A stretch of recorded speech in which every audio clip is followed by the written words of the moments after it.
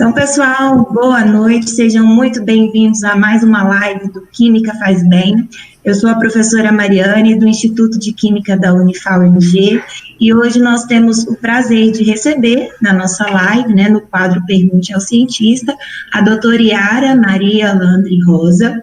A doutora Yara é bacharel em Química pela Universidade Federal de Alfenas, onde também cursou o seu mestrado e doutorado, e tem pós-graduação em cosmetologia, pela UPUP.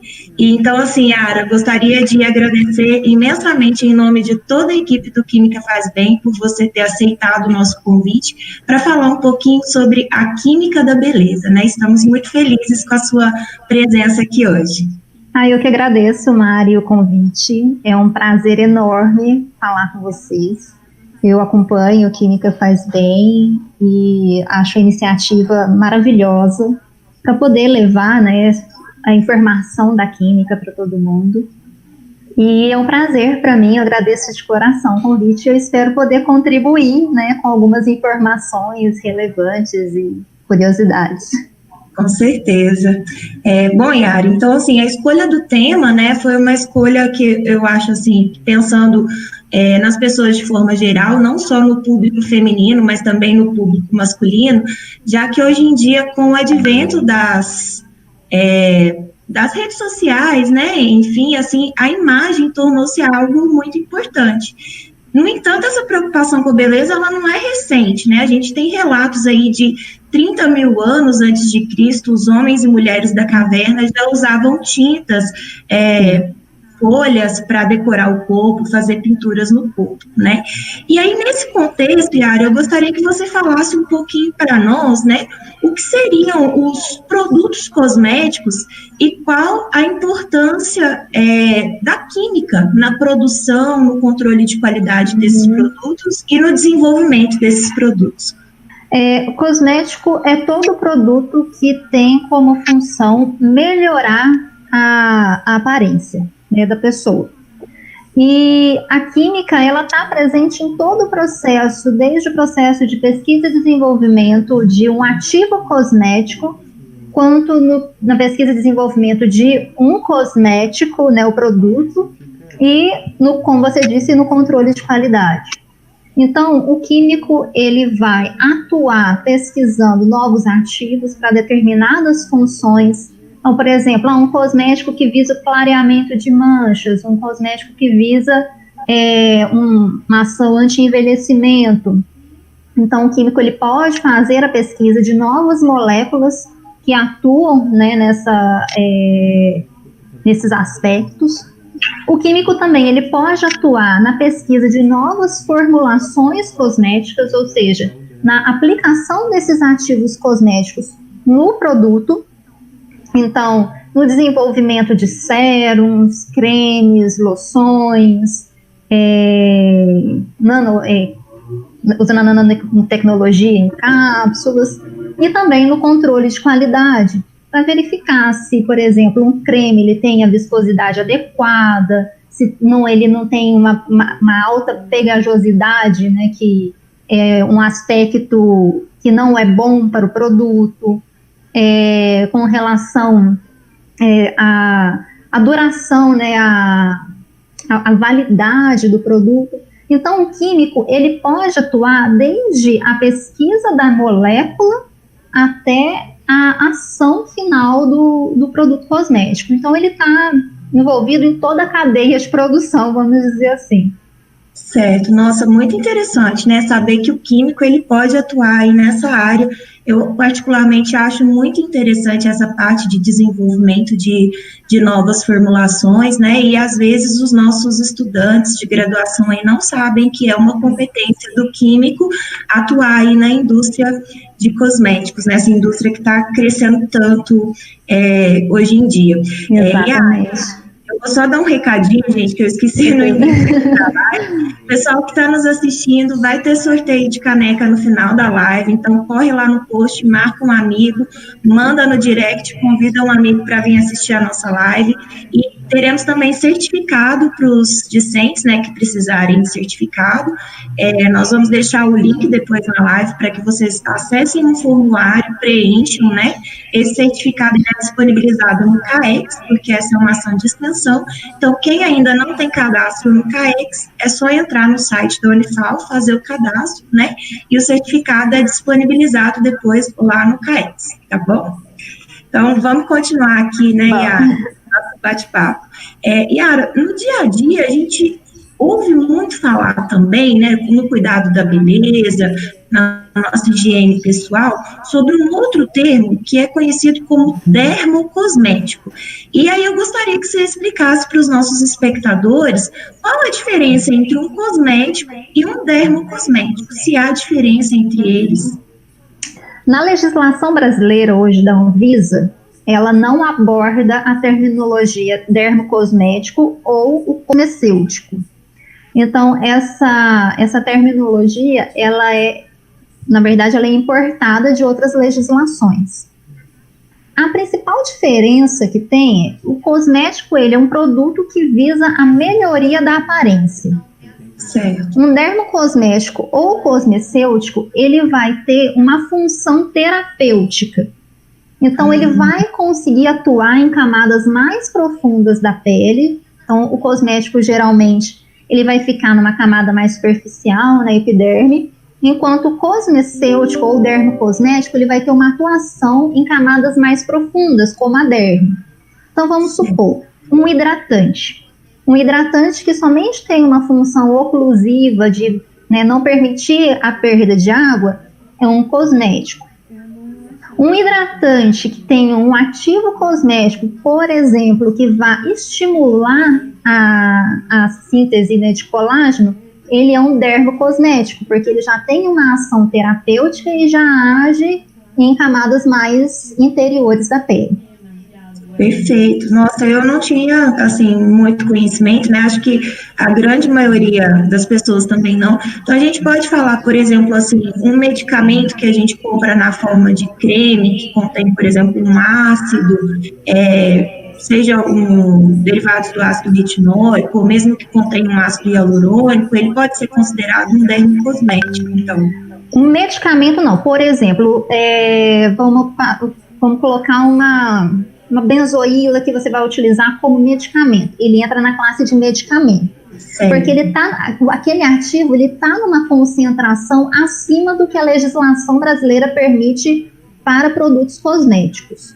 Então, se você está fazendo um tratamento, vamos supor, um tratamento de acne, em que a concentração do ácido ele excede, por exemplo, da isotretionina, ele excede aquela concentração preconizada para um cosmético, ele já é considerado um medicamento.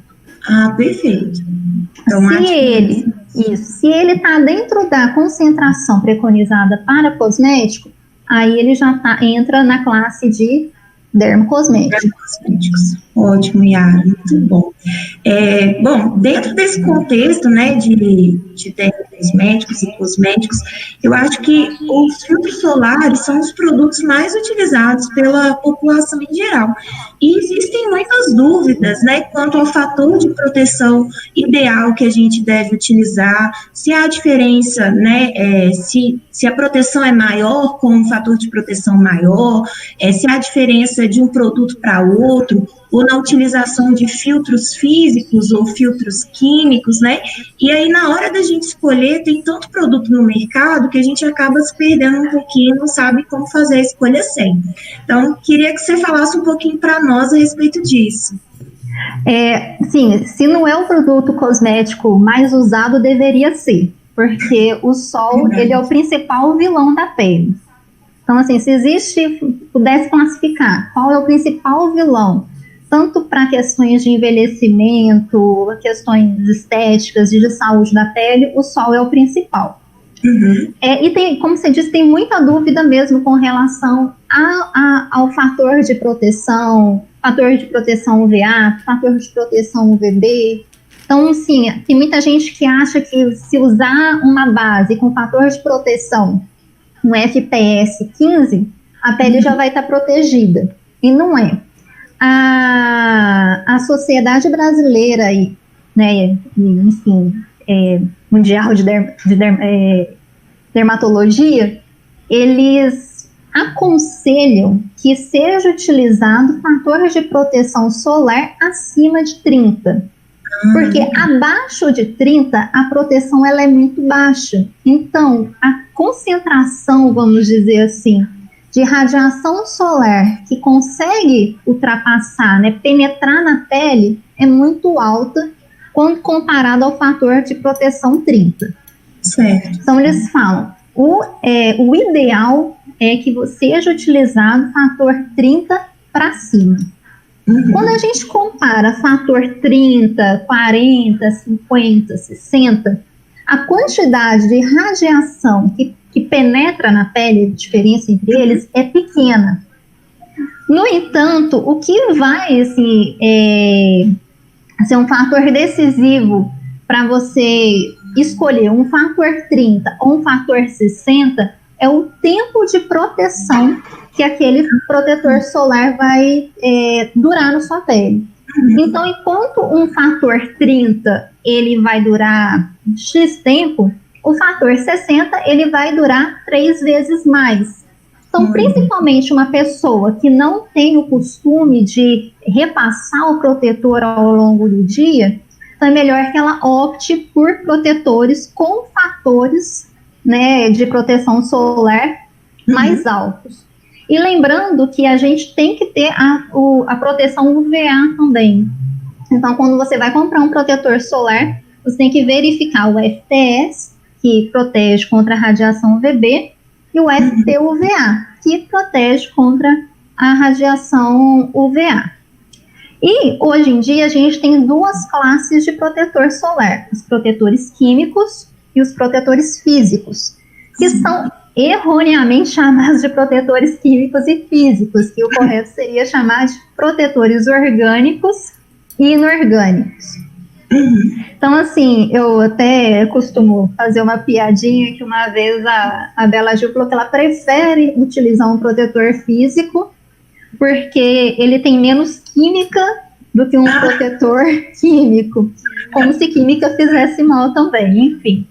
Mas não é, a diferença é que o protetor químico ou orgânico, ele faz uso de moléculas orgânicas, como a benzofenona 3, benzofenona 4, enquanto que, o salicilato, por exemplo, enquanto que o protetor físico, ele faz uso de óxido de zinco e óxido de titânio, Por isso que eles são chamados de protetores inorgânicos. Essa nomenclatura de protetor químico e protetor físico surgiu porque o protetor orgânico, a molécula, ela vai absorver a radiação, vai transformar aquela radiação em outra radiação menos nociva à pele, geralmente infravermelho. Enquanto que então vai ser um processo fotoquímico. Enquanto que o protetor físico, ele vai atuar como uma barreira física de reflexão da radiação. Só que essa nomenclatura leva a esse tipo de equívoco. Eu vou comprar um protetor físico porque ele não contém produto químico. Errado, porque ele contém os óxidos. E quando a gente vai escolher um protetor, então o ideal é escolher os protetores que são constituídos pelos protetores orgânicos e pelos inorgânicos, porque aí a gente tem um espectro do ultravioleta, do UVA, UVB, maior de proteção. Então a nossa pele fica mais protegida num espectro de comprimento de onda maior. Certo, nossa, muito legal, Yara.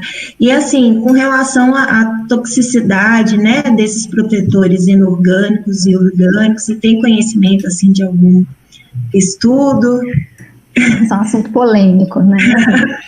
É bem polêmico mesmo, porque assim, hoje a gente abre YouTube, Instagram, e essas blogueiras falam muito sobre isso, né? Sobre a toxicidade de benzofenona, salicilato. Então, tem muitos estudos sobre a ação estrogênica da benzofenona,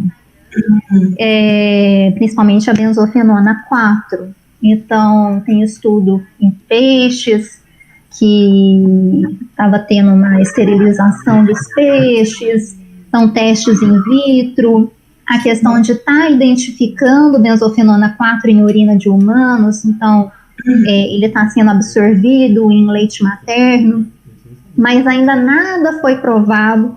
Por exemplo, fala-se muito, a benzofenona 4, devido ao seu potencial estrogênico, causa câncer. Esse potencial estrogênico ele foi identificado em peixes, em ratos e in vitro. Uma extrapolação feita para o ser humano daria uma concentração muito alta que o ser humano não é exposto à benzofenona 4. Então, assim, essa relação entre a benzofenona 4 e o câncer, principalmente de mama, ainda não foi provado. O principal problema da benzofenona 4 hoje é com relação à natureza, ao branqueamento dos corais, porque geralmente o pessoal usa muito protetor solar para ir à praia. E aí, quando você passa o protetor solar, você entra na água, a água ela absorve, né, retira esse protetor solar. Então, a benzofenona 4, ela mata os corais, então leva ao branqueamento dos corais, à morte dos corais. E isso está tendo um impacto natural muito grande. Então, a gente está tendo a perda de diversos corais pelo mundo por conta dos protetores. Então, a benzofenona 4 vem sendo substituída mais pelo fator biológico, né, natural da natureza, do que por conta da associação ao câncer, que ainda não foi provado. Perfeito. Quanto ao óxido de dióxido de titânio, óxido de zinco, tem se falado muito também que eles são absorvidos pela pele e causam câncer. Também não, porque para eles serem absorvidos pela pele, eles deveriam ter um tamanho de partícula muito pequeno, o que não seria viável nem para ter a reflexão da luz. Porque se a gente diminui a partícula muito, ele não consegue refletir a luz, com isso ele perde a sua função de protetor solar. Então, o tamanho que é utilizado para ele ter esse poder de reflexão não permite que a pele absorva essa partícula. Então, também não tem nenhuma relação entre os protetores físicos e o câncer. Perfeito. Então, na dúvida, continuamos usando protetor solar para nos proteger, né? A falta de protetor solar dá câncer. Isso é provado, isso já é demonstrado cientificamente, que o efeito do sol, ele é cumulativo na pele. Então, o sol que você tomou desde quando você é criança, que a sua mãe colocava você para tomar o banho de sol, aquele efeito é cumulativo. Então, hoje, a Sociedade Brasileira de Dermatologia tem aconselhado a reposição oral de vitamina D em criança e evitar que ela seja exposta ao sol. Interessante. Para não ter esse efeito cumulativo ao longo dos anos. Porque a partir de 40 anos, esse efeito cumulativo, ele é mais acentuado e começa, então, uma maior incidência de cânceres de pele, melanoma e não melanoma. Entendi. Nossa, muito interessante, né? Então, isso aí, pessoal, não esqueçam de usar o filtro solar. De jeito nenhum. Não saiam aí sem o filtro solar. Bom, Yara, um outro problema, né, uma outra curiosidade, um problema muito comum que eu acho que atinge tanto homens e mulheres, principalmente quando a gente está na adolescência, né, entrando aí na puberdade, é a famosa espinha, a famosa acne, né? E então, assim, eu queria que você falasse um pouquinho, né, sobre o que provoca o aparecimento de acne, quais cuidados e que tipos de produtos são indicados. A gente vê, assim, algumas informações, por exemplo, que há relação entre a oleosidade da pele, né, o aparecimento daqueles cravinhos, pontinhos pretos, e o aparecimento de acne. Então, assim, gostaria que você comentasse um pouquinho para nós, porque eu acho que esse é um aspecto, assim, que incomoda, né, tanto homens quanto mulheres, e a gente fica bem incomodado aí quando aparece uma espinha daquelas bem vermelhinhas. Não tem nada pior mesmo do que acne. Eu fui uma adolescente que tive bastante acne, mas não precisei tomar Roacutan nem nada, consegui fazer o tratamento de outras formas.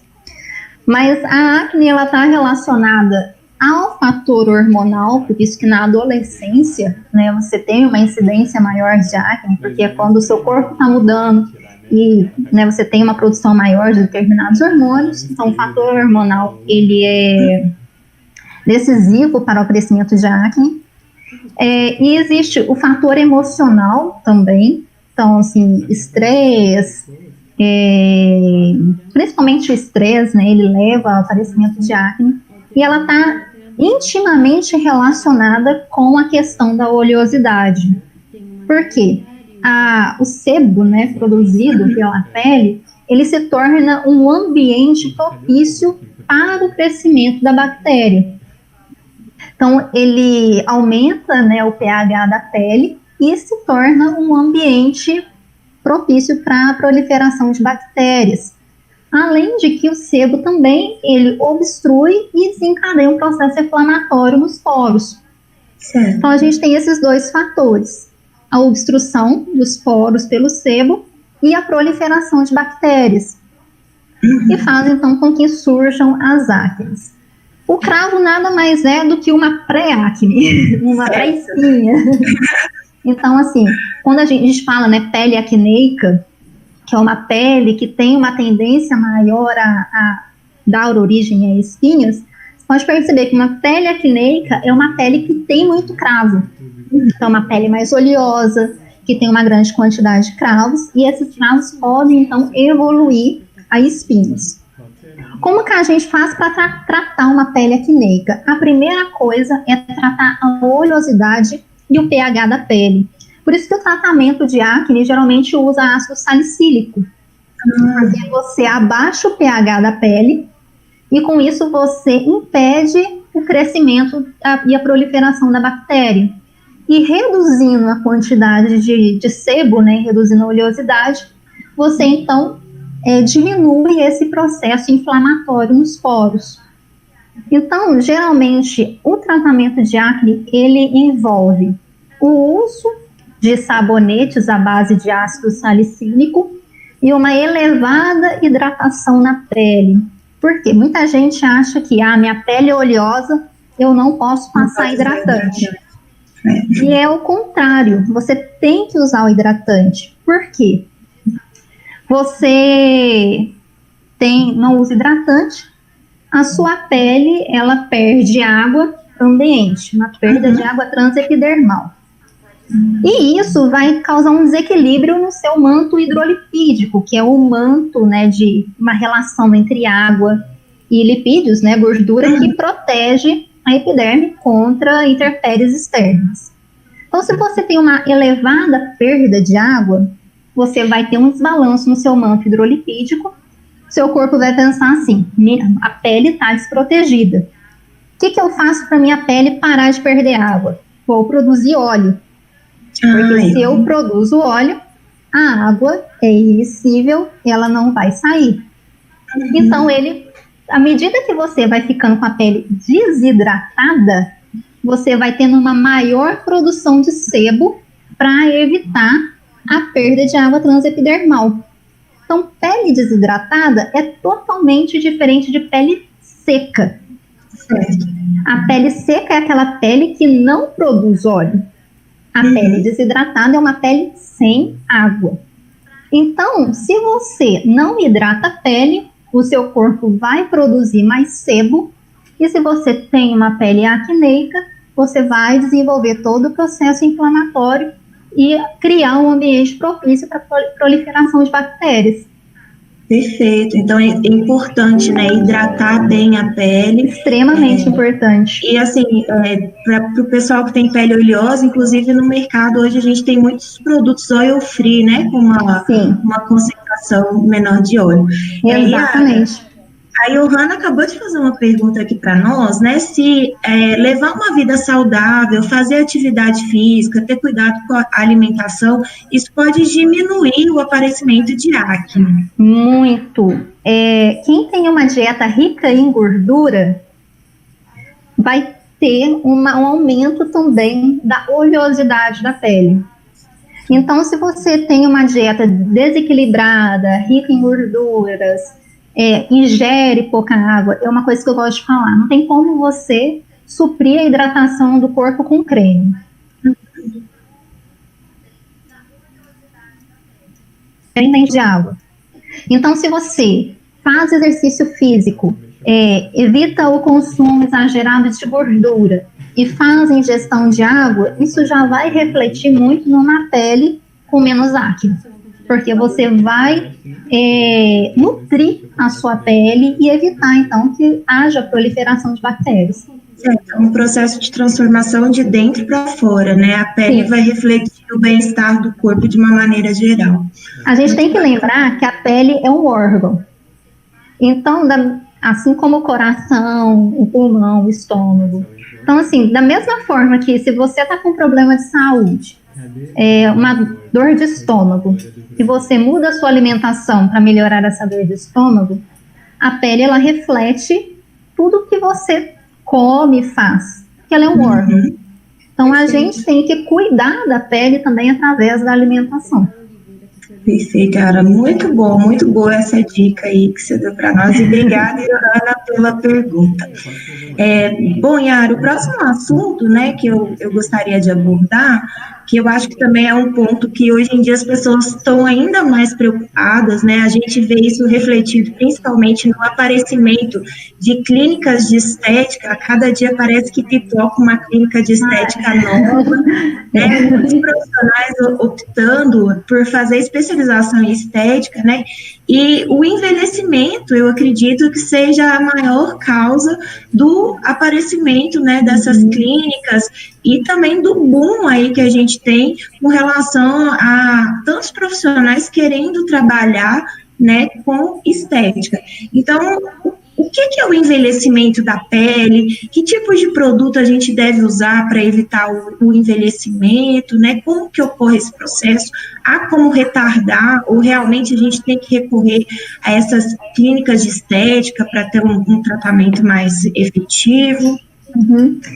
O envelhecimento, a gente pode dividir o envelhecimento em duas classificações. O envelhecimento intrínseco, que é um envelhecimento cronológico, que vem com o tempo, devido às funções, né, do corpo ficarem mais lentas e, né, minimizadas ao longo que a gente vai envelhecer, vai passando o tempo.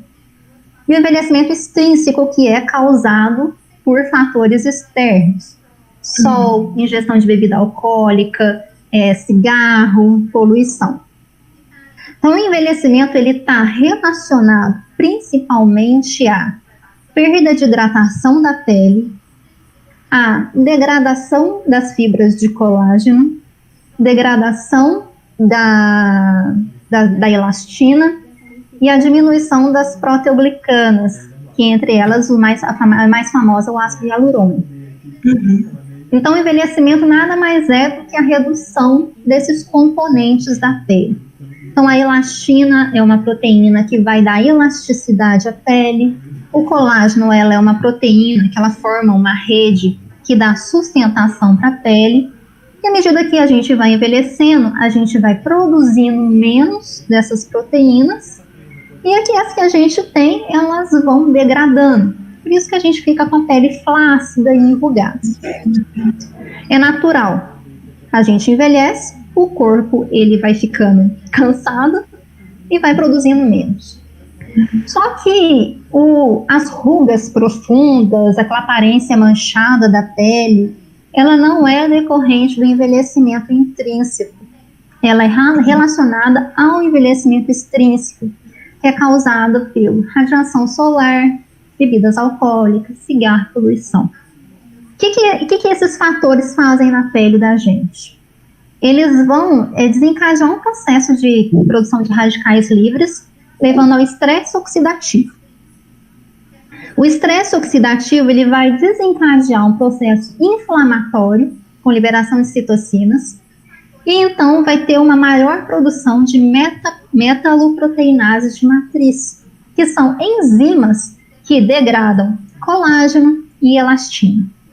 Então, o aumento do estresse oxidativo na pele leva à diminuição de colágeno e elastina, por isso que a gente tem as rugas profundas, a pele manchada.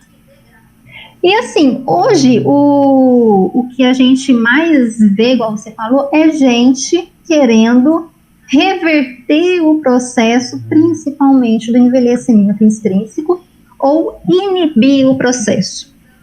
Então a gente vê muitas pessoas fazendo botox, porque aí vai, né, paralisar a musculatura, vai reduzir o aparecimento de rugas dinâmicas, aplicação de bioestimuladores, como hidroxiapatita, que vão estimular a produção de colágeno. Então, os produtos anti-envelhecimento que estão no mercado hoje, eles estão exatamente ligados a essas três questões: aumento de hidratação da pele, aumento da produção de colágeno e aumento da produção de elastina. Antigamente, a gente via passar, né, tipo, contém colágeno, passar o colágeno. E depois percebeu-se que o colágeno é uma proteína muito grande, não absorvida pela pele. Então, hoje, o foco não vamos inserir o colágeno na pele, vamos estimular o corpo a produzir o colágeno. Então, hoje, todo o foco do anti-envelhecimento dentro da indústria cosmética está na estimulação, no estímulo da derme, né, na produção de novas fibras de colágeno. Ok. A gente até... Acho que tá dando uma travadinha aqui, gente, no Instagram. Eita, travou tá mesmo. Ok aí? Será que sou eu? Do Instagram, tá vendo a gente aí? Travou. Ai, o que aconteceu? Aí.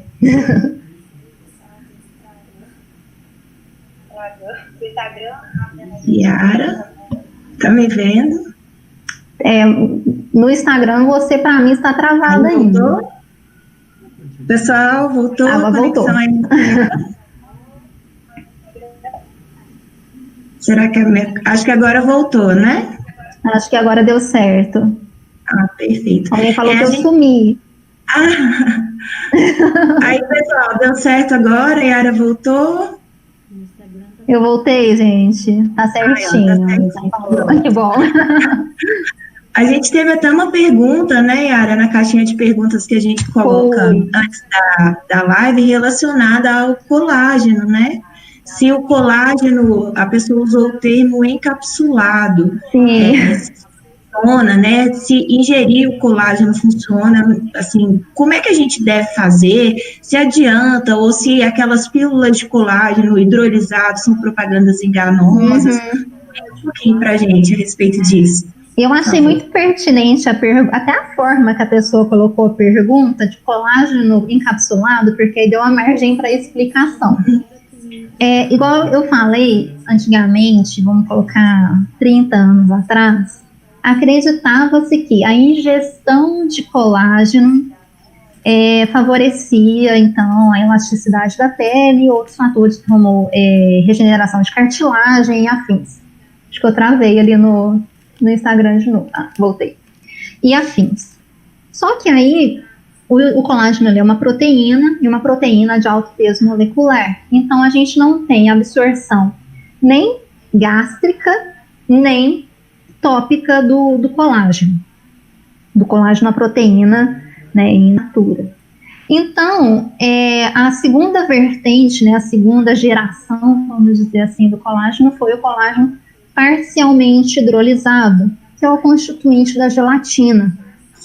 E aí, então, quando ele é parcialmente hidrolisado, a gente já tem uma absorção maior por via gástrica, e porém na pele ele ainda não absorve. Então, quando você come gelatina, você tem uma absorção de colágeno, mas nada significativo com relação à aparência da pele. Faz bem para a saúde, mas não vai ser algo que vai dar um resultado na sua aparência da pele. Então, veio... Eu acho que travou aqui no Instagram. Travei. Pessoal, aí. Travou aí.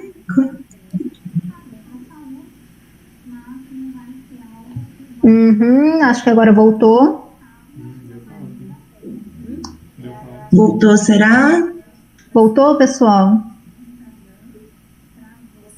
Yara, não estou te ouvindo no Instagram. Oi. Tá. Deixa eu ver o que está acontecendo comigo aqui. Bom, minha conexão parece que está ok. Voltou agora, pessoal? Travou, mas voltou agora. Travando. O áudio voltou, vocês estão me ouvindo a Yara? Está sendo reproduzido pelo YouTube também. Está sendo reproduzido Alguém no YouTube também, no canal do Química Faz Bem, pessoal. Estão ouvindo? Está sem áudio, alguém falou que está sem áudio. Yara, você está sem o áudio. Como assim, gente? O que aconteceu comigo aqui? Você quer sair e entrar de novo? Pode ser, acho melhor. Vamos tentar isso. Deixa a Yara só dar uma saidinha aqui, ela já volta. Enquanto isso, corre lá no post, marca um amigo para concorrer ao nosso sorteio da caneca do Química Faz Bem. Oi. Vamos ver se agora, né, eu apareço. Acho que vai dar certinho. Vamos torcer aqui, ó. A Yara tá voltando já, pessoal. Eu dando trabalho. Imagina, acontece. A gente, quando faz live, tem que estar preparado para esse tipo de coisa, né? Agora vocês estão me escutando? Acho que agora tá bom sim, Yara. Perfeito. Ah, que ótimo. Gente, desculpa aí o contratempo. Imagina. Bom, então, voltando, né, à questão do colágeno. Eu vou começar desde o início, porque, né, travei ali, então eu falo mais resumido agora. A princípio, pensava-se que a ingestão do colágeno, da proteína in natura, ela trazia benefícios tanto para o corpo quanto para a pele. No entanto, o colágeno é uma proteína de alto peso molecular que não é absorvida nem pelo trato gástrico, né, quando a gente ingere, nem por via tópica, quando a gente passa, né, pela pele. Então veio a segunda geração, né, de colágeno, que é o colágeno parcialmente hidrolisado, que é a gelatina. Então a gelatina, o colágeno parcialmente hidrolisado, ele é absorvido pela via gástrica, porém ele não é absorvido via tópica. Então, se você passar um creme com colágeno parcialmente hidrolisado, você não vai ter absorção, somente se você ingerir. Mas a biodisponibilidade para a pele ainda é reduzida. Então, você vai ter uma melhoria em suas cartilagens, no corpo, mas para a pele o efeito não vai ser significativo. Então, veio a terceira geração, que é o colágeno hidrolisado, totalmente hidrolisado, que também é chamado de peptídeos de colágeno. Então, quando você compra um produto e está escrito contém peptídeos de colágeno ou colágeno hidrolisado, é a mesma coisa. Então, ele é constituído por 3 peptídeos, é a glicina, a prolina, que o outro peptídeo eu não me lembro de cor, enfim, que esses peptídeos, eles vão participar, né, da síntese de colágeno.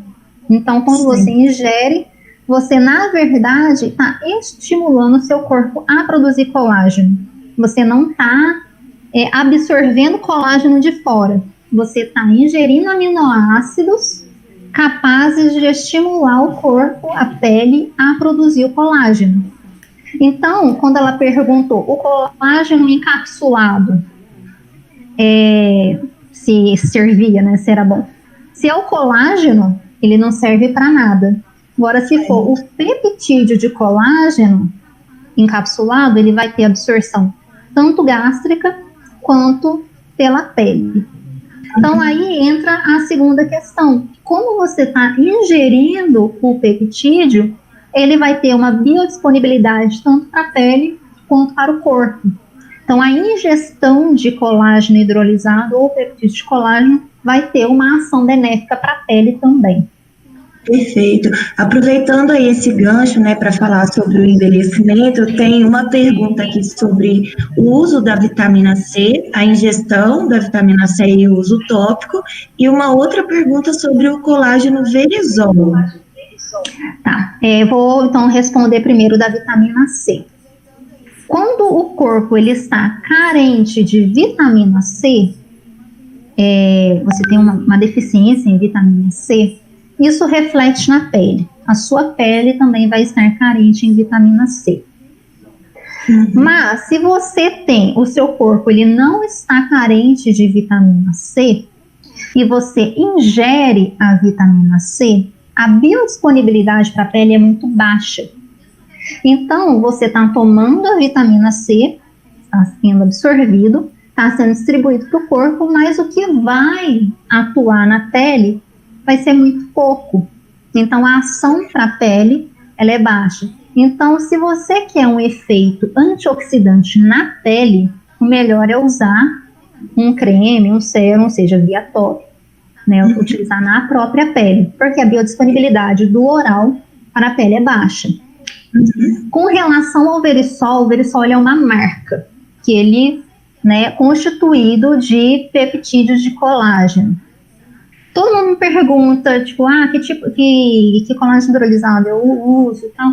Eu sempre indico o verisol, por quê? Porque ele é um produto que tem toda uma pesquisa científica com relação a essa questão do aumento da proliferação de fibroblastos e síntese de colágeno.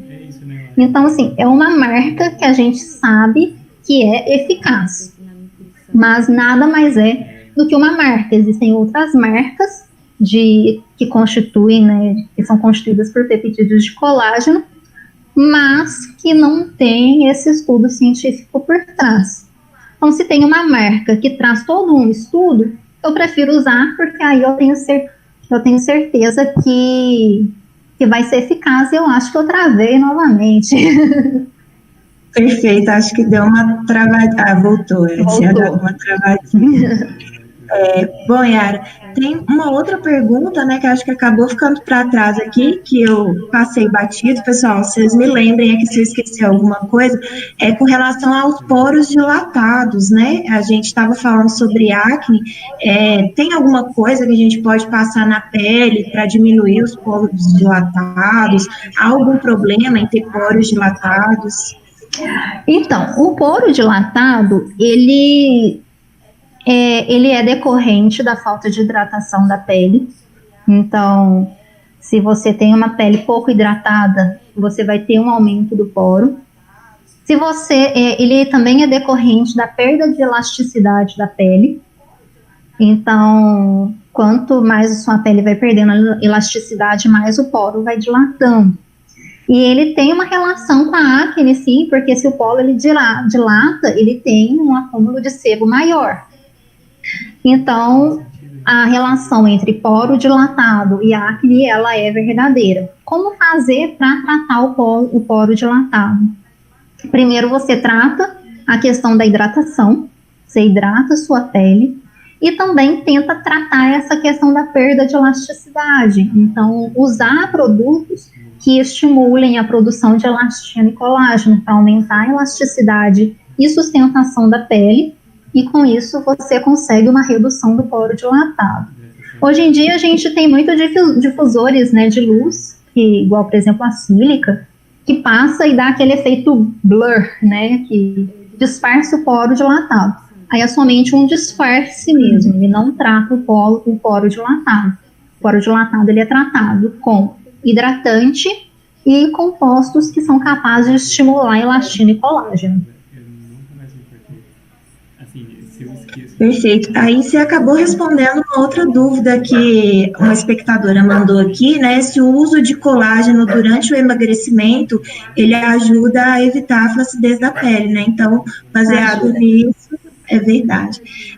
Bom, a Johanna está perguntando aqui para nós, ainda sobre a questão do envelhecimento, se o uso de vitaminas ingeridas por cápsula para cabelo, unhas, pele, na grande maioria dos rótulos, estão ditos para serem ingeridas em qualquer horário do dia. E aí, ela queria que você falasse a sua opinião a respeito do horário em que essas vitaminas devem ser ingeridas, se tem um horário melhor do que o outro. Não, isso não faz diferença. Pode ser em qualquer horário do dia mesmo. Assim, evitar logo após a refeição, para você ter uma absorção maior, mas isso não tem um impacto muito grande, não. Pode ser, a vitamina ela pode ser tomada a qualquer hora do dia mesmo, a absorção ela vai ser equivalente. Perfeito. Bom, Yara, dando continuidade, então, né, aos assuntos que a gente separou aí para comentar, que a gente acha interessante, agora eu acho que é um tema que preocupa mais homens do que mulheres, apesar de que mulheres também atualmente ficam bem preocupadas com isso, que é a queda de cabelo, né? Então, assim, eu queria que você falasse um pouquinho para nós qual a relação, né, de fato, o que está relacionado, que fatores estão relacionados à queda de cabelo, se há diferentes causas para homens e para mulheres, né? Que produtos que a gente pode usar para evitar a queda de cabelo, né? E aí entra uma perguntinha que a gente recebeu também numa caixinha de perguntas, que é a respeito do minoxidil. Eu gostaria que você comentasse um pouquinho também. Tá, só esperar um pouquinho eu destravar aqui no Instagram, que eu dei uma travada aí, destravei. A queda de cabelo, ela é um problema que é muito comum, principalmente hoje em dia, que a gente vive uma vida corrida e estressante. Então, eu acho que não existe uma pessoa que você converse e a pessoa não reclama, nossa, meu cabelo tem caído muito. E as causas da queda de cabelo, elas são, assim, inúmeras. Desde fatores hormonais, estresse, alimentação, poluição, crescimento de fungos. Então, assim, identificar a causa da queda de cabelo, ela é extremamente importante para o tratamento. Então, assim, o principal conselho que eu dou quando uma pessoa está com queda de cabelo é procura um dermatologista, que aí vai fazer uma triagem para saber, é deficiência nutricional, alguma vitamina, é estresse, é um fator hormonal. Por exemplo, mulheres grávidas e lactantes por conta da progesterona, ela tem uma queda de cabelo mais acentuada. Isso já respondendo um pouco a questão, né, da diferença de queda de cabelo entre homens e mulheres. O homem, por conta da quantidade de testosterona, ele pode vir a desenvolver a alopecia androgenética, que é uma alopecia que é devido aos receptores de hormônios androgênicos, né, a testosterona. Então, por isso que a gente vê mais homens calvos do que mulheres. A alopecia androgenética, ela não dá em mulher? Dá também, porque mulher também tem testosterona, em menor quantidade, mas tem. Mas a alopecia androgenética, ela é mais comum em homens. E o fator para esse tipo de alopecia é o fator hormonal. Mas para queda de cabelo, a gente tem todos os outros fatores. Fator genético, fator emocional, fator nutricional, hormonal, etc. Então, meu cabelo está caindo. Eu vou tomar uma vitamina, vou lá na farmácia e comprar uma vitamina para cabelo. Se o seu fator não for nutricional, não for carência de uma vitamina, abrindo um parênteses aqui, a carência de ferro é um dos principais fatores de queda de cabelo. Mas se no seu caso não é esse fator, não adianta você tomar a vitamina que o seu cabelo não vai parar de cair. Vamos supor, você está com uma desregulação hormonal e o seu fator é hormonal. Então vai ser a vitamina que vai tratar a sua queda de cabelo. Uma pessoa que ela tem costume de dormir com o cabelo molhado. Esse ambiente úmido, ele é propício para a proliferação de fungos. Então, se o seu problema for a presença de fungos no couro cabeludo, não adianta você tomar uma vitamina para queda de cabelo. Então, estou com queda de cabelo. Primeira coisa, vá a um dermatologista e faça uma triagem para saber a causa. Encontrada a causa, vamos falar das soluções. Já falei da solução da reposição nutricional de vitaminas, para quem está com carência de vitaminas. Vamos supor que é uma pessoa que esteja com fungos. Ela vai utilizar um shampoo com cetoconazol para poder tratar esse problema fúngico. Se for uma pessoa que tem alopécia androgenética, ela vai ter que fazer um tratamento para inibir esses receptores de hormônios androgênicos. E aí entra o minoxidil. O minoxidil é um dos principais ativos, né, no tratamento de calvície e alopécia androgenética, porque ele vai atuar, né, nos canais de sódio, vai aumentar a irrigação, né, sanguínea no couro cabeludo e vai ser um antagonista desses receptores de hormônios androgênicos. Com isso, vai fazer com que a queda pare e haja, então, o crescimento de novos fios. Hoje, a gente vê muito shampoos anti-queda. Eu vou comprar um shampoo anti-queda. E, às vezes, a pessoa usa o shampoo e não dá resultado. Por quê? O shampoo anti-queda, ele está baseado num mix de compostos antioxidantes e anti-inflamatórios. O composto anti-inflamatório mais comum em cosmético é o alfa-bisaprolol. Então, geralmente, ele vai ter algum tipo de vitamina, algum antioxidante e algum anti-inflamatório como o alfa-bisaprolol. Se o problema ele for um problema fisiológico, não vai adiantar. Agora, se for um problema, por exemplo, que está havendo enfraquecimento do folículo, como, por exemplo, por conta de poluição, aí você vai ter uma melhora assim, acentuada com o uso do shampoo anti-queda. Mas por isso que eu digo, antes de você gastar dinheiro com um bom shampoo anti-queda que não é barato, é melhor você verificar qual que é a causa. Se não for uma causa nutricional, não for uma causa hormonal, então significa que você está tendo a queda pelo enfraquecimento do folículo. Outra coisa que muita gente não sabe é que a desidratação do cabelo leva à queda. Um cabelo desidratado, ele vai ter um ressecamento do folículo, com isso o folículo ele vai ficar enfraquecido e vai ter a queda. E o outro motivo de queda que não envolve, né, nenhum fator fisiológico são os fatores mecânicos, que é, por exemplo, a escovação contínua do cabelo, que leva também ao enfraquecimento do folículo. Nesse caso, o shampoo anti-queda ele não vai atuar. Ele não vai conseguir fortalecer o folículo a ponto de quando você faz a tração com a escova, ele não saia. Então, assim, o shampoo anti-queda, ele atua principalmente quando você tem um enfraquecimento devido principalmente ao estresse, né, estresse emocional e poluição. Nos outros casos, tem que fazer o uso de medicamentos. Perfeito. Bom, pessoal, só informando aqui para vocês, se a gente cair, eu volto rapidinho, que ainda tem algumas perguntas para a gente responder, tá bom? Então, vocês voltem com a gente. Aproveitando aqui o gancho, né, e a área de cabelo, acho importante também falar sobre a diferença entre queda e quebra, né?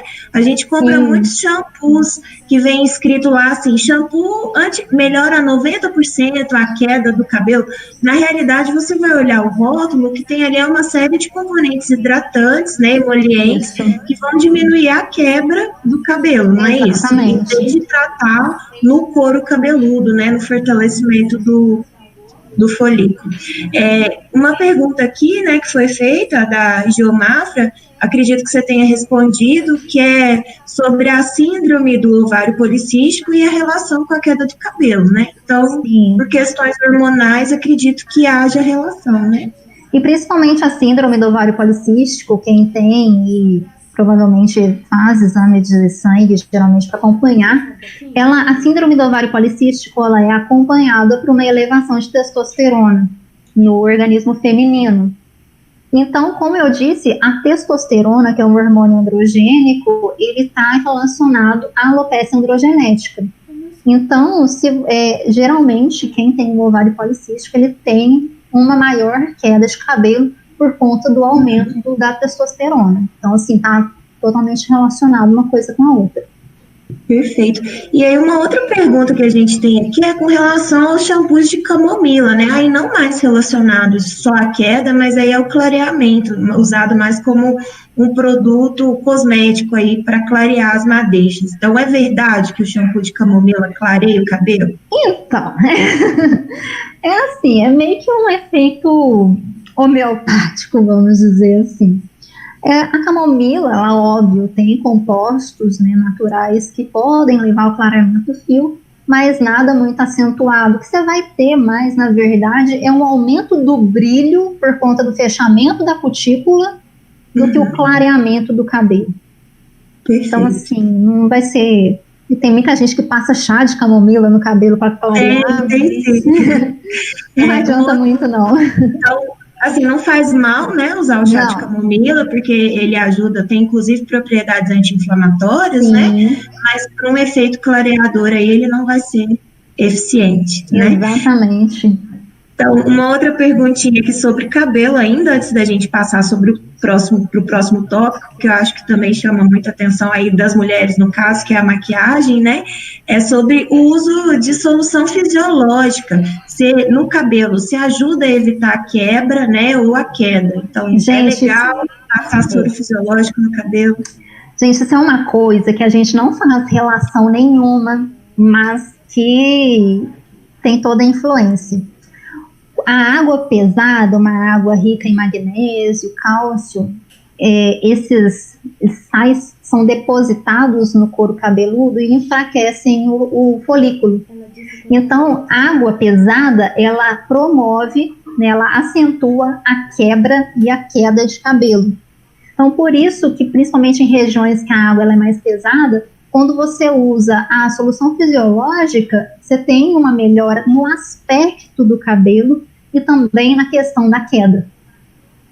Muito interessante. Então, uma dica muito legal aí para preservar os fios, né, de quem quer deixar o cabelo mais comprido.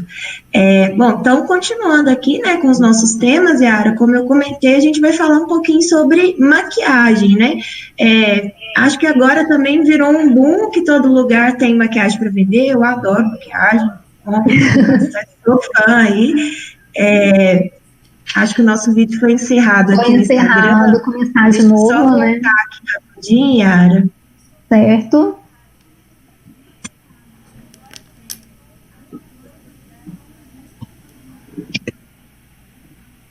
Deixa eu só salvar aqui a live, a primeira parte aqui, depois eu renomeio. Tranquilo. E abrir uma outra live aqui no Instagram. O Instagram tem esse problema, né, que com uma hora de live ele cai. Né? Então, vamos lá.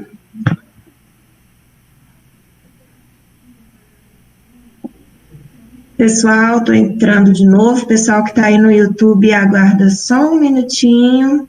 Enquanto isso, eu vou dando um bônus aqui para o YouTube. Eu falei de água pesada e muita gente me pergunta com relação ao shampoo sem sal, que faz bem para o fio.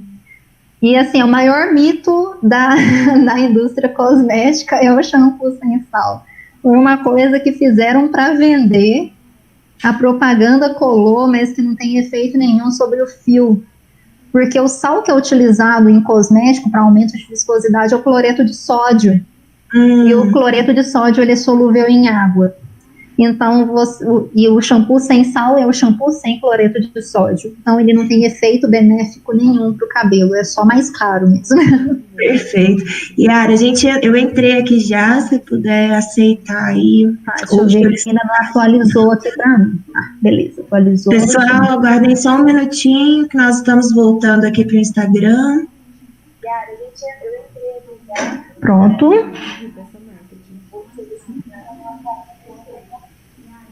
Pessoal, nós estamos voltando aqui no Instagram.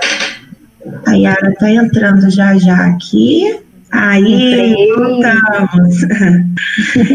Bom, então, voltando, né, às maquiagens, Yara. Então, assim, o comércio aumentou muito. Eu me lembro quando eu era criança, eu não tinha essa quantidade de maquiagem. A minha mãe tinha, assim, um blush, um lápis de passar no olho e um pó, né? E hoje a gente tem uma série de produtos, de tipos de iluminador, de coisa para deixar a pele brilhante. Então, assim, é um comércio que cresceu demais, né? E eu queria que você falasse um pouquinho para nós, né? Se a gente pode usar qualquer tipo de maquiagem, se há modelos ou produtos diferentes para cada tipo de pele que aparece, né? As pessoas têm diferentes tipos de pele. Tem algum risco a gente comprar um produto mais baratinho nessas lojinhas da China? Então, assim, a gente vê umas marcas, né, às vezes meio estranhas, que a gente não conhece, e aí, assim, vai lá e vê uma sombra legal, tá num precinho legal. Tem algum risco de usar esse produto? Queria que você comentasse um pouquinho para nós. Gente, esse é um assunto super polêmico, porque tudo que fala de preço, né, cresce aos olhos. Bom, respondendo a primeira parte da pergunta, existe sim diferença de determinados produtos para determinados tipos de pele, principalmente em produtos em creme, base, corretivo, primer. Então, assim, geralmente quem tem pele seca, evitar os produtos mate, porque eles têm grande quantidade de sílica, isso faz com que a pele resseque ainda mais, fique mais seca.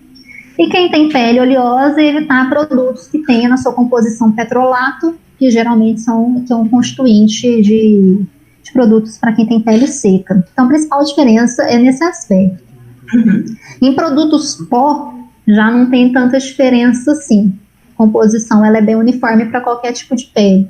Mas em produtos creme, a gente tem essa diferença. Então, sempre procurar, quem tem pele oleosa, produtos mate, com quantidade de sílica para absorver sebo, e quem tem pele seca, evitar esse tipo de produto. Agora, com relação ao preço de maquiagens, principalmente dessas lojinhas Xing Ling. É muito perigoso, sim, a gente não saber a procedência de um produto cosmético, porque a maquiagem é um produto cosmético, né, por conta que, igual eu falei, tem todo um processo de desenvolvimento e de controle. E todo esse processo, desde a escolha de um ativo de alta qualidade até um controle de qualidade bem feito, impacta no produto.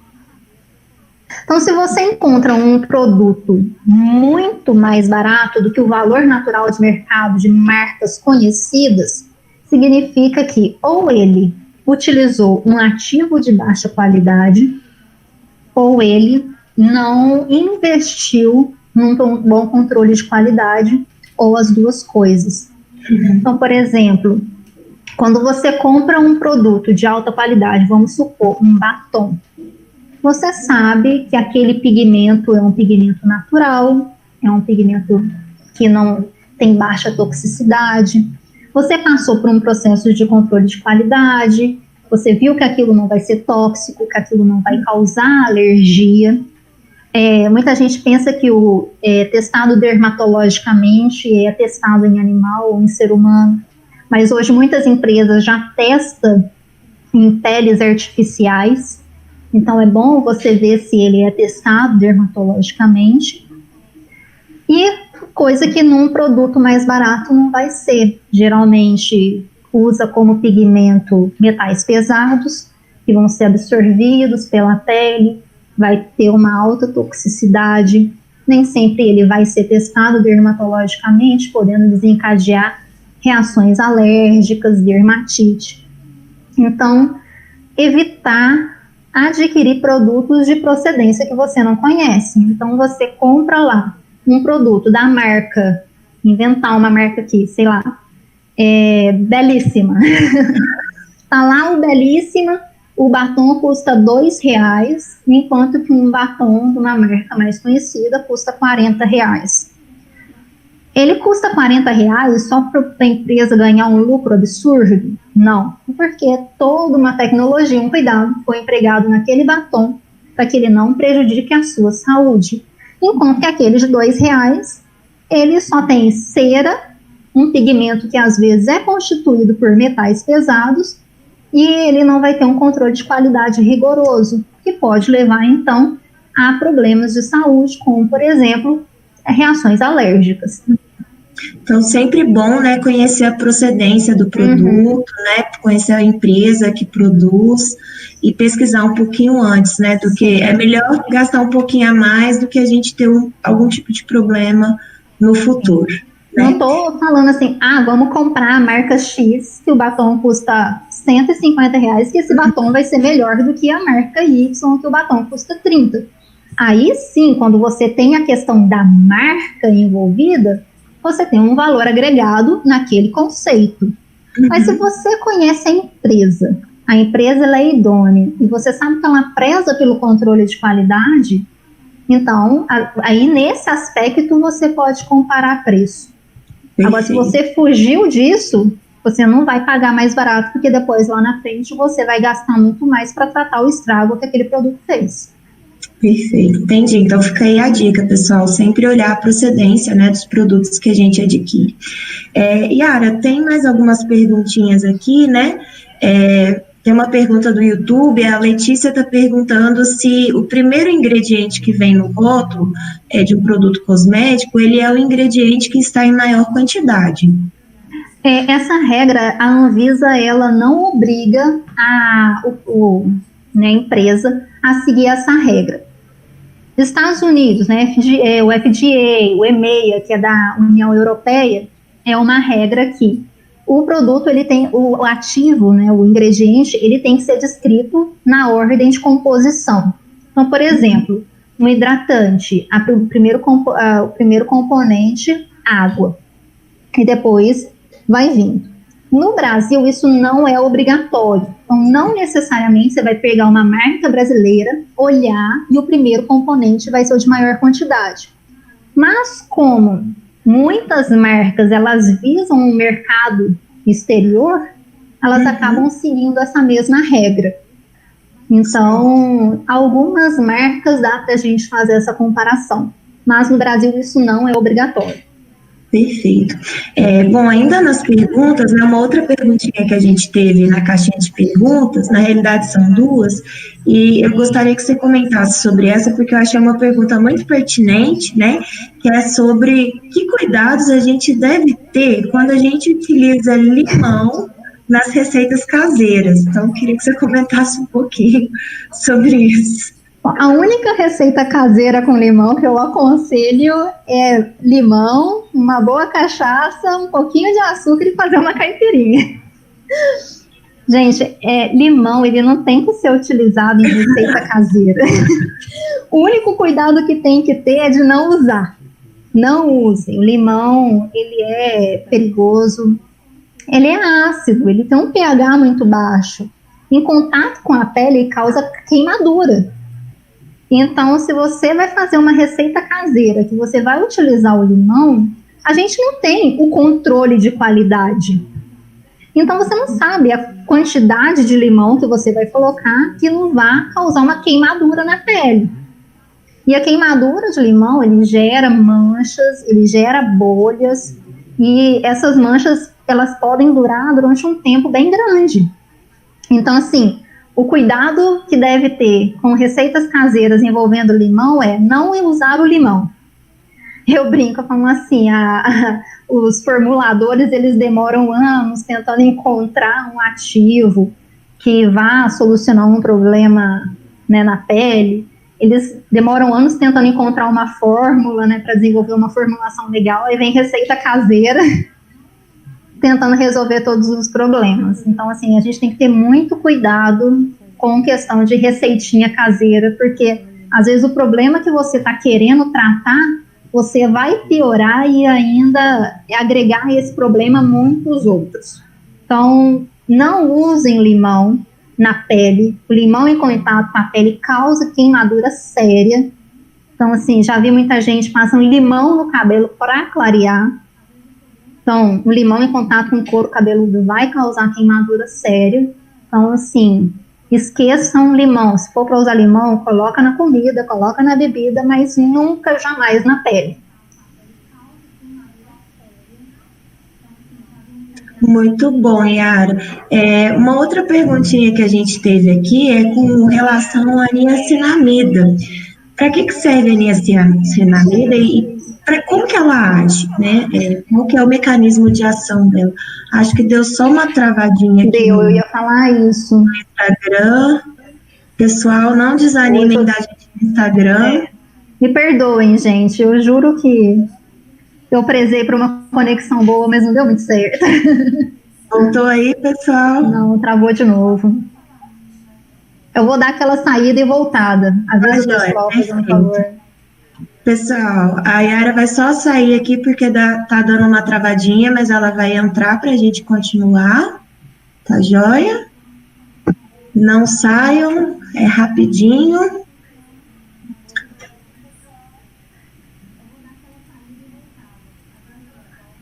Aí. Acabou de pedir a solicitação aqui, tá entrando já, pessoal. Aí, perfeito. Me perdoem, pessoal. Não imagina, gente, isso acontece, né? E problema de internet, pelo menos aqui em Alfenas, a conexão às vezes cai tudo. Sim. A gente está no meio de reunião, atividade, então não se preocupe. O meu problema nem é a internet, meu problema é quem tem iPhone vai saber qual o problema é. Significa bateria fraca. Aí eu conecto no cabo, aí o que acontece? O telefone aquece. Aí o telefone aquece, ele começa a ficar lento. Aí tudo fica lento. Entendi. Então, assim, o problema é o telefone. Não, mas não tem problema. A gente dá um jeitinho aqui para continuar, porque o bate-papo tá excelente. Então, bora falar de niacinamida. Isso. Bom, puxando um pouco, né, o que a gente conversou lá atrás, a gente estava falando sobre envelhecimento. Muita gente acha que o que causa um aspecto envelhecido no rosto, muitas vezes, é a ruga. Mas, na verdade, o que mais envelhece a pele de uma pessoa é o aparecimento de mancha.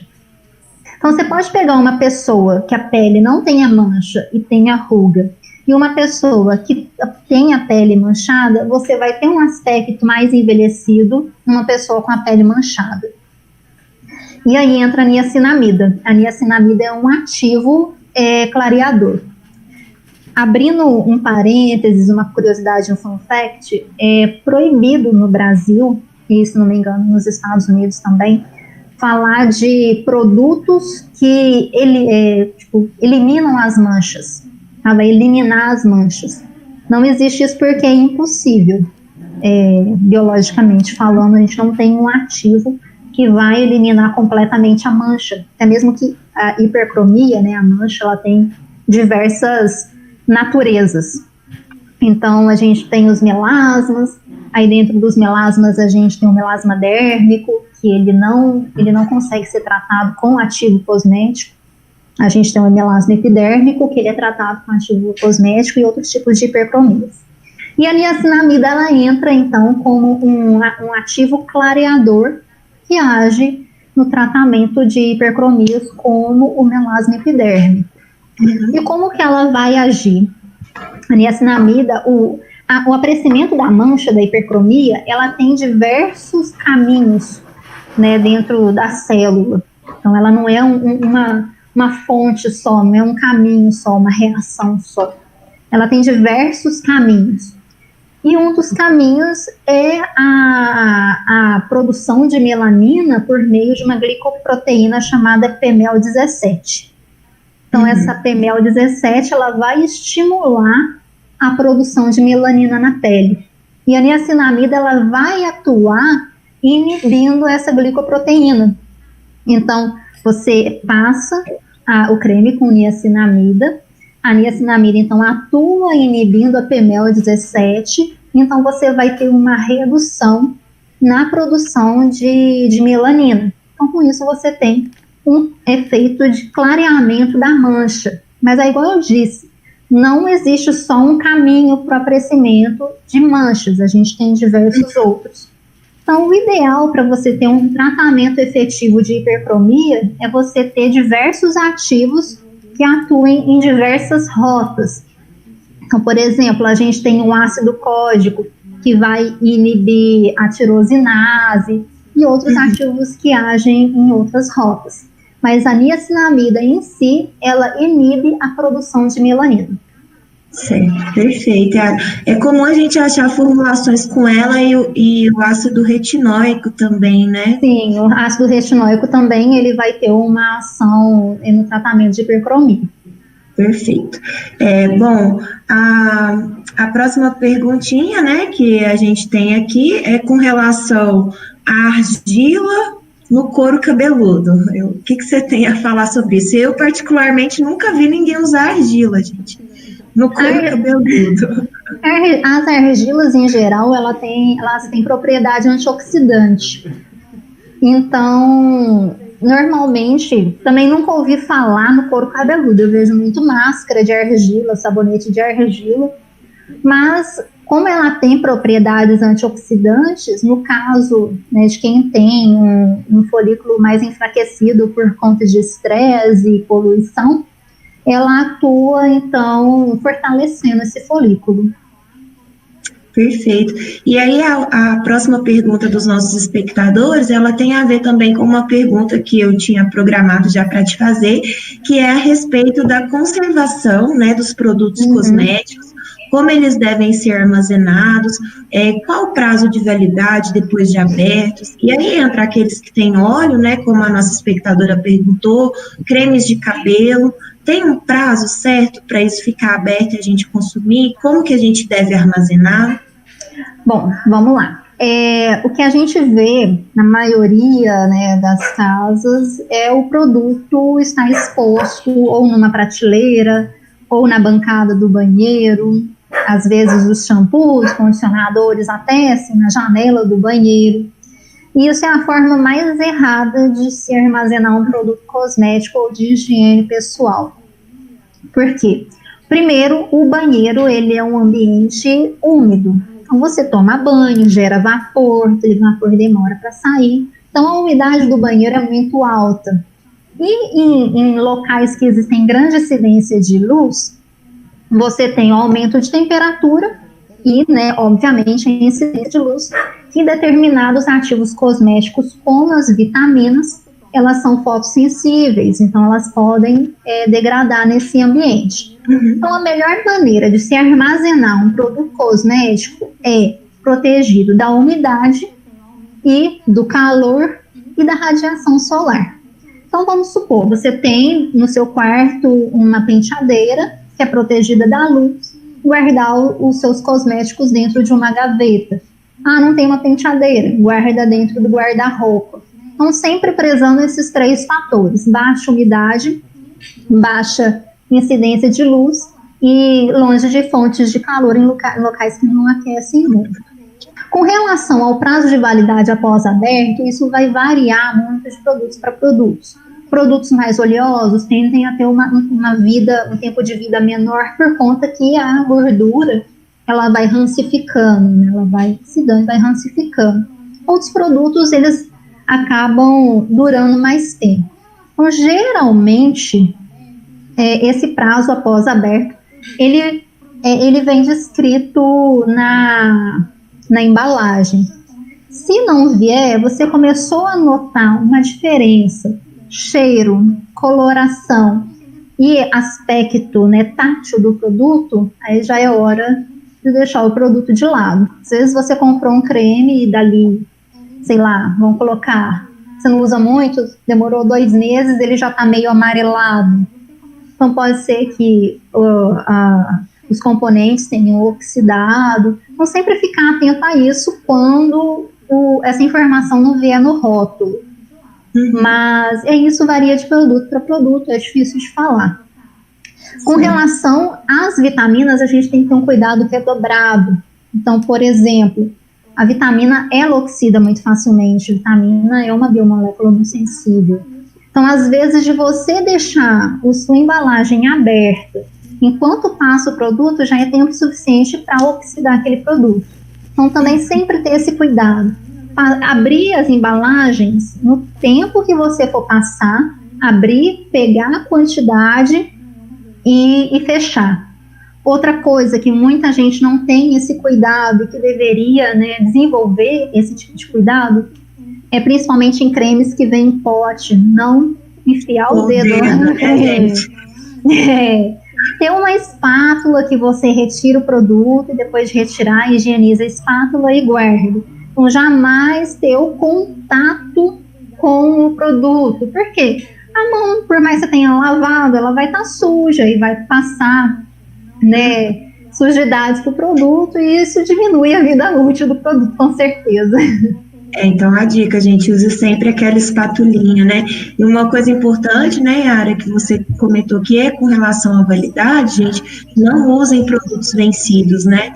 Por favor, não, o creme venceu, não fica ali pensando que você pagou caro e vai passar aquele creme mesmo estando vencido, porque isso aí pode causar uma série de problemas, né? Inclusive alergias, né? Então, cuidado aí, não caiam nessa de usar produtos vencidos. Exatamente.